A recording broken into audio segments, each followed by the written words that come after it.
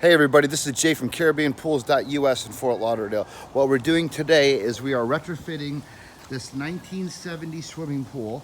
We're putting a brand new liner in because the liner's kaput, and we got that coming in. It is a beautiful paint rock pattern. We've got coping going in. We've already cut the outside edges. We're covering up this ugly white 1970s look.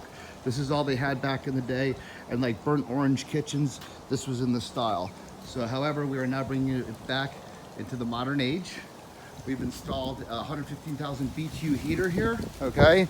This will heat this pool economically at about $1 a day. It costs about $300 a year in heat, and this pool will be very usable. So basically what we've done is we've scored all these edges so we can thin set these beautiful Seville bricks, as you can see, coping bricks over the edge to cover that ugly, unsightly 1970s coping. We're also installing a LED light in the swimming pool. We're going to be pulling this liner, cutting the wall. And as you can see, we've excavated, we chopped through the concrete, and the light housing is going to go directly in there. And we're going to run all the electrical through and bring it through. And here you go. This is phase one. Stay tuned for phase two. This is Jay from Caribbean Pools. You guys keep swimming.